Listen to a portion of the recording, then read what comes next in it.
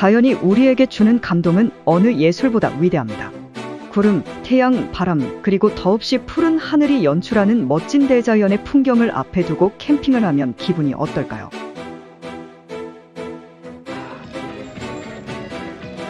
멋진 풍경이 펼쳐집니다. 그 매력에 빠진 남자가 있습니다. 세계 자전거 여행자 이성구 씨. 그는 그동안 다녔던 50여 개국의 나라에서 가장 아름다웠던 곳과 멋진 추억은 모두 자연과 함께 하였을 때라고 말합니다. 그가 자전거 여행을 선택한 이유 중 가장 큰 것은 대자연의 감동을 마음껏 느끼기 위해서입니다. 오늘 셀렌딘 오늘 밤에 갈 수 있을까 모르겠다. 어쨌든 이제 셀렌딘 가면은 페루 북부 여행은 끝나는데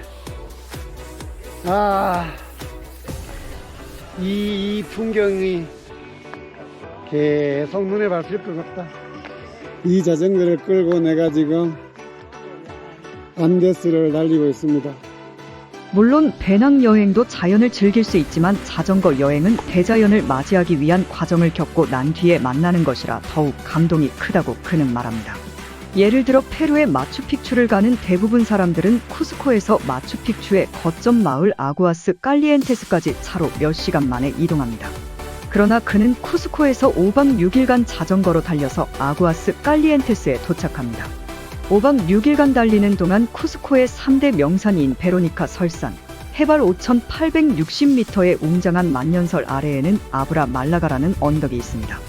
해발 4,316m의 언덕에 도착한 그는 멋진 풍경을 마음껏 즐깁니다. 자전거 여행자는 이러한 과정을 거칠 때 무한한 감동을 느낍니다. 아브라 말라가에서 드디어 이제 저기로 갑니다. 저기로. 자, 지금 이 길을 달립니다.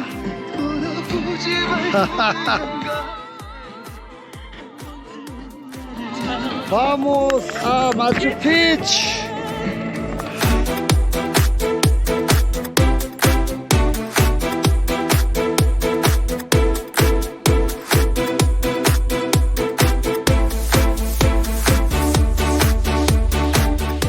배낭 여행이 점을 찍는 여행이라면 자전거 여행은 선을 긋는 여행이라고 그는 말합니다.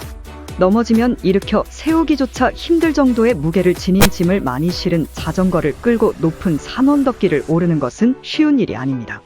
그러나 질식할 것 같은 감동을 주는 자연을 기대하면서 달리면 역설적이게도 그 괴로움이 크면 클수록 자연이 주는 감동이 더욱 크다고 그는 말합니다. 무거운 짐을 자전거에 가득 싣고 먼 길을 달리는 그에게 많은 사람들은 전기 자전거냐고 묻습니다. 그럴 때마다 그는 나의 허벅지와 장단지가 전기를 발생합니다. 라고 크게 웃으며 장난을 칩니다. 그런데 그가 자전거 여행을 좋아하는 이유는 또 다른 것에 있기도 합니다.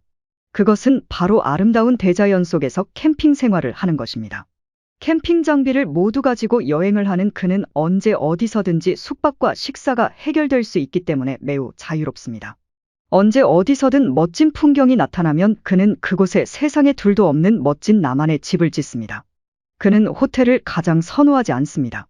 물론 호텔은 화려하고 편안하면서 좋은 서비스가 제공됩니다. 그러나 그것은 삶의 주인인 나 스스로가 할 수 있는 것은 돈을 지불하는 것뿐이고 나 스스로가 나의 주거를 위해서 할 수 있는 것은 제한적이라서 호텔의 숙박은 주체적인 여행이 아니라고 그는 말합니다. 호텔은 돈을 지불하고 그들이 제공하는 서비스에 맞추어 생활을 해야 합니다. 그리고 호텔은 호텔방을 닫는 순간 외부와 차단이 되고 맙니다. 물론 편안한 휴식을 위한 여행은 고급 호텔이 가장 좋을 것이라는 것은 인정합니다. 그러나 그는 호텔보다는 호스텔이나 게스트하우스를 더 좋아합니다. 그리고 그가 좋아하는 시골 오지 마을에는 호텔이 없는 경우도 매우 많습니다. 여러 명이 함께 자는 도미토리에 잘 때도 있지만 게스트하우스에도 프라이빗 룸이 있습니다.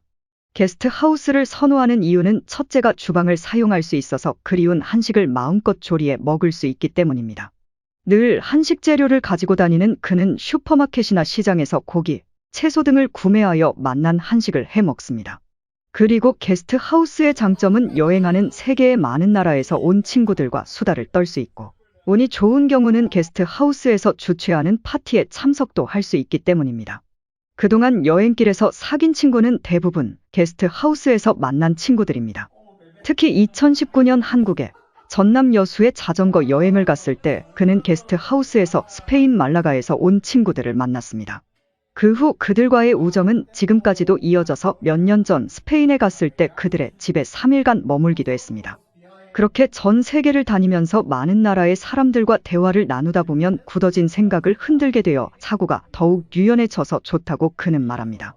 나이가 들면 육체만 굳어지는 것이 아니라 생각도 굳어지기 쉬운데 여행을 하면서 다양한 문화와 사람들을 만나면서 생각이 더욱 유연해질 수 있다고 그는 말합니다. 그러나 그가 제일 좋아하는 숙소는 무조건 캠핑 생활입니다. 물론 캠핑 생활이 쉬운 일은 아닙니다. 자연과 차단되는 호텔이나 호스텔에 비해 캠핑은 자연에 강력하게 지배됩니다. 그래서 비, 바람, 눈 등의 좋지 않은 환경에 처할 때도 자주 있습니다. 여행의 질을 좌우하는 조건 중에 날씨가 가장 큰 비중을 차지한다고 그는 말합니다. 그래서 아주 좋지 않는 자연 환경에 캠핑 생활을 할 때도 있습니다. 예를 들어 자전거로 갈 수 있는 거리는 제한적인데 중간에 마을이 없거나 숙소가 없으면 어쩔 수 없이 캠핑을 해야 합니다. 그럴 때 비나 눈 그리고 강한 바람이 불게 되면 낭패를 당하기도 합니다. 그러나 지금까지 여행하면서 대부분의 캠핑 생활은 어려움보다 행복감, 즐거움을 가져다 주는 경우가 더 많았습니다. 캠핑 생활에서 덤으로 주어지는 것은 밤하늘의 별입니다. 최근 한국에서는 보기 힘든 은하수의 아름다움을 마음껏 누릴 수 있습니다. 그럴 때마다 그는 텐트 밖에서 여러 장비를 이용해서 드러누워 밤하늘의 별을 봅니다. 아름다운 음악과 함께 밤하늘의 별을 보는 시간은 자전거 여행의 백미입니다. 그리고 캠핑은 호텔이나 호스텔보다 개방형의 숙소라 새로운 경험을 하게 되어 삶의 변화를 가져오기도 합니다. 원래 개를 싫어하고 무서워했던 그는 6년 전 러시아의 바이칼 호수에 있는 아론섬에서 개 한 마리와 우정을 나누게 됩니다. 바이칼 호숫가에 텐트를 치고 생활하는 그의 텐트에 개 한 마리가 매일 찾아옵니다. 다른 캠퍼들이 소시지를 주면서 유혹해도 그는 소세지만 먹고 다시 그의 곁에 와서 그와 함께 지냈습니다. 그 개 덕분에 그는 개가 얼마나 사랑스럽고 좋은 친구인지 알게 되었습니다. 그 개와 인연은 매우 특별하였습니다. 지금도 그는 그 개를 그리워합니다. 그리고 그는 지금 개를 누구보다도 좋아합니다. 그리고 그 아론섬에서 또 다른 추억 하나가 있습니다. 그의 텐트가 있는 곳에 러시아인 하나가 다가옵니다. 그는 매일 그의 텐트 주변에서 수영을 하고 그에게 음식을 선물하였습니다. 그리고 그의 피아노 연주회에 그를 초대합니다. 그는 상트페테르부르크 교향악단의 수석 피아노 연주자였습니다.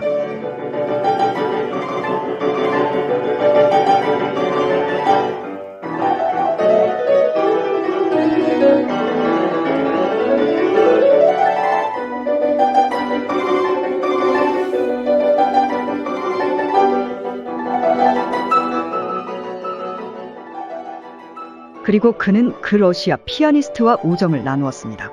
그는 태어나서 이별할 때 남자를 그렇게 강하게 껴안아 본 것이 처음이라고 말합니다. 만약에 그가 바이칼의 아론섬에서 호텔에 머물렀다면 이 두 추억은 일어나지 않을 일이었습니다. 이처럼 캠핑 생활은 개방적이라 여느 숙소보다 멋진 인연을 만들어냅니다. 그리고 그때 1인용 텐트를 가지고 다니던 그에게 한국 청년 4명에게서 그들이 사용하던 대형 텐트를 선물 받았습니다. 그 한국 청년들은 사람들이 내려오기 힘든 절벽 아래 아주 멋진 주거 공간을 만들었습니다. 그리고 그 텐트는 싸구려 텐트였지만 그들의 많은 노고로 별장 수준의 멋진 텐트가 되었던 것이었습니다. 그들은 그 절벽 아래 호숫가의 여러 자연물을 이용하여 천연 냉장고, 세탁실 그리고 캠프파이어 시설까지 만들었던 것입니다. 그래서 그는 그곳에서 아주 멋진 캠핑 생활을 하였습니다. 그 이후 그도 작은 1인용 텐트가 아닌 전실이 딸린 2.5인용 텐트를 장만하였습니다. 조금 무거워서 자전거 주행이 힘들더라도 캠핑 생활을 더 재미있게 하겠다는 그의 의지였습니다. 바이칼 호수의 아론섬은 그래서 그에게 많은 추억과 캠핑 생활의 변화를 가져다 준 장소였습니다. 물론 캠핑 생활이 늘 이렇게 매력적이지는 않습니다. 이따금 추위, 비, 바람 그리고 아무것도 없는 허허 벌판에 캠핑을 할 때가 있습니다. 그러나 그것이 주는 불편함은 또 다른 추억이 될 때도 많습니다. 사실 그러한 어려움을 겪고 나면 그것이 여행 경력의 에너지가 되어서 낯설고 험악한 장소를 여행할 때 큰 힘이 되기도 합니다. 그리고 그러한 것을 이겨내고 나면 무엇보다 타인이나 사회 그리고 다른 외부의 것에 의존하는 습관에서 벗어나 스스로 모든 것을 해결해 나가는 실존적 에너지가 된다고 그는 그의 개똥 철학을 말합니다. 한국 청년들이 싸구려 텐트로 아주 멋진 숙소를 만들고 절벽 아래의 환경을 이용하여 캠핑 생활에 적합한 여러 시설을 만든 것은 상당한 의미가 있는 행위입니다.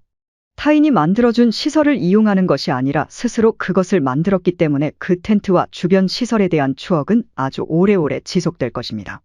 타인이 만들어 제공하는 것보다 본인이 스스로 무언가를 만들고 창조해 나가는 것이 실존주의적 삶의 시작입니다. 다른 사람이 제공하는 것을 이용하면 나라는 존재는 없습니다.